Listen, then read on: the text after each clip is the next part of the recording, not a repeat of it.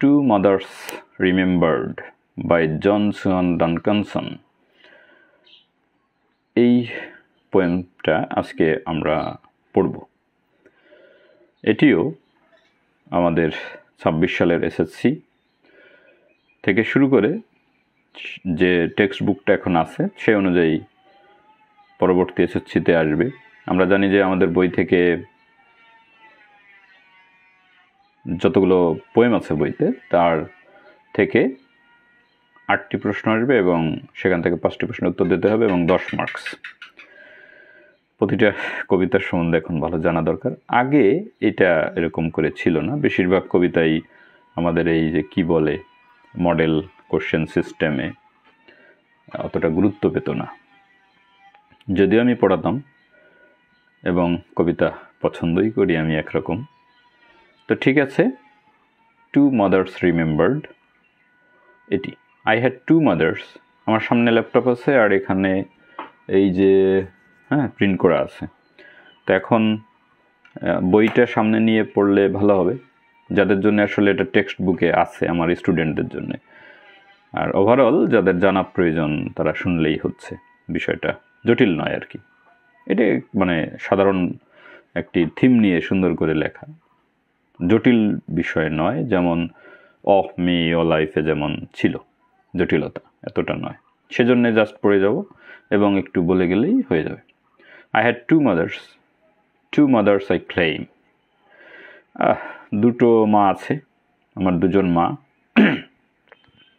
এবং আমি দাবি করি আমার দুটোই মা। Two different people yet with the same name. দুইজন পৃথক ভিন্ন ব্যক্তি এবং একই নাম, একই নাম আমি দিয়েছি, মা। Two separate women diverse by design. ভিন্ন দুজন স্ত্রীলোক এবং তাদের ডিজাইনও ভিন্ন, মানে গঠন আকৃতি এগুলোও ভিন্ন। But I loved them both because they were mine. আমি তাদের দুজনকেই ভালোবাসি কারণ তারা দুজনই আমার। The first was the mother who carried me here.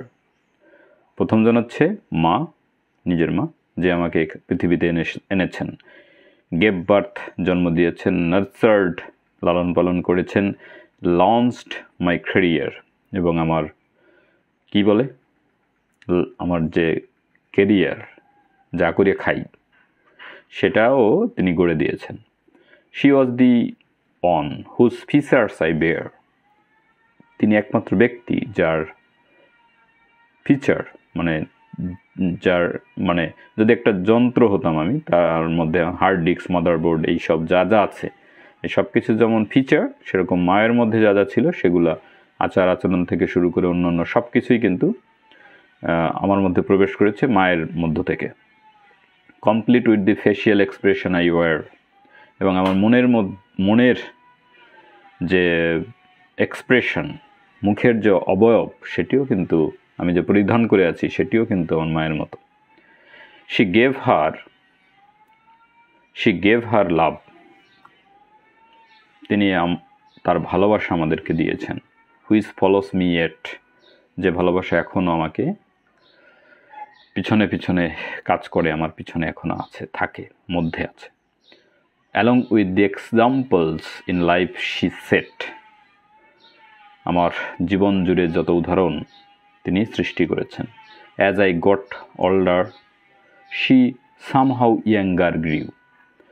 আমি যতই বৃদ্ধ হচ্ছি, যে কোনো উপায়ে সে কী হচ্ছে, ইয়াঙ্গার হচ্ছে, মানে তরুণ হচ্ছে। And I would love as just mothers and daughters do. এবং আমি আনন্দিত হচ্ছি মা এবং মেয়ে যেভাবে খেলা করে। But then came the time that her mind clouded so, and I sensed that the mother I knew would soon go. মানে হঠাৎ করে সময় এলো এবং আমি আমার মনের মধ্যে একটা অন্ধকার মেঘ এসে হাজির হলে এভাবে যে আমি বুঝতে পারলাম আমার মা হয়তো খুব তাড়াতাড়ি চলে যাবেন। কোথায়? So quickly she changed, turned into the other. তাই খুব দ্রুতই সে কিন্তু পরিবর্তিত হয়ে অন্যতে রূপান্তরিত হয়ে যাচ্ছে। গেল। A stranger who dressed in the clothes of my mother, একজন আগন্তুক মানে একজন স্ট্রেঞ্জার এসেছে আমার মায়ের পোশাক পরে। Oh she looked the same, তাকে দেখতেও একই রকম। At least at arms length, এক হাত দূরত্ব থেকে দেখলেও একই রকম লাগে। But now she was the child, I was her strength, কিন্তু সে এখন শিশু আর আমি তার শক্তি। He would come full circle, we would come full circle, we women three, my mother the first, the second and me. মানে একটি সার্কেল পূর্ণ করেছি তিনজন মহিলার। প্রথমজন হচ্ছে মা, যিনি বৃদ্ধ হয়ে গেছেন। দ্বিতীয়জন হচ্ছে আমি, এবং আমি মানে সেই মানে মহিলা লেখক লেখিকা। আর তৃতীয়জন হচ্ছে তার মেয়ে শিশু। এই তিনজন হচ্ছে একটি ফুল সার্কেল। বোঝাচ্ছে একটু পরে সার্কেলটা। And if my own children should come to a day when a new mother comes, old go aways. নতুন শিশু আসলে পুরাতনজন চলে যান এবং নতুন মা হিসেবে নতুনজন আসেন। I would ask of them nothing that I didn't do. Love both of your mothers as both loved you. লাস্টে হচ্ছে শিক্ষা, যে আমরা হয়তো এই যে সার্কেল, এই সার্কেলকে কোনো প্রশ্ন করতে পারি না, নাকি আসবে যাবে, এটাই সৃষ্টির নিয়ম। এবং তারা আমাদেরকে দুজনই আমাদেরকে ভালোবাসে, বৃদ্ধ মা এবং ইয়াং মা। সুতরাং আমাদেরকেও দুজনকেই ভালোবাসা উচিত। এই হচ্ছে আমাদের লাস্ট কথা। তো যাই হোক, সার্কেলটা একটু বোঝাই। সার্কেলটা হচ্ছে এই তিনজন কীভাবে দেবো, এই তিনজনের সার্কেল। বৃদ্ধজন চলে গেল, আমি বৃদ্ধজনকে বিদায় দিলাম, ইয়াংজনকে অ্যাকসেপ্ট করলাম, গেল বৃদ্ধজন। এরপরে আমি বৃদ্ধ হলাম, এই যে আমার মেয়ে তার আর একটা শিশু হলো। এই আমি বিদায় নিলাম, মেয়ে এসে গেল, আর একজন আবার এসে গেল, তার কন্যা। এভাবে একটি সার্কেল ঘুরতে থাকে।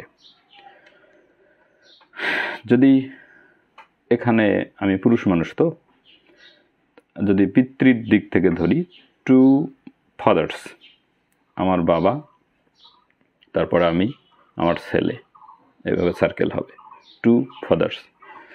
যদি আমি পুরুষ মানুষ, আমার মেয়ে হয়, আমার একটা মা আছে বৃদ্ধ, আমি আছি, আমার মা আবার মানে হয়ে জন্ম নিল, সে আমার কন্যা। এভাবে সার্কেলটা হয়। তো অনেক বড় শিক্ষা আছে ভিতরে, যে আসলে এভাবেই সৃষ্টি চলছে আমাদের প্রত্যেকেরই। 2 ফাদার্স 2 মাদার্স। ভালোবাসতে হবে। বৃদ্ধ বলে তাকে অবহেলা করা যাবে না। সব কিছু ইয়াংকে ঢেলে দেবো তা না। একদিন এই বৃদ্ধ মানুষটাই আপনার জায়গায় ছিল, সে সব কিছু ঢেলে দিয়ে, সব প্রচেষ্টা দিয়ে তার শিশুকে গড়ে তুলেছে। ঠিক সেভাবেই বৃদ্ধ মা বা বাবা আপনাকেও সব কিছু দিয়ে তাকে মানুষ করেছেন। তো এই শ্রদ্ধাবোধ থাকতে হবে আমাদের।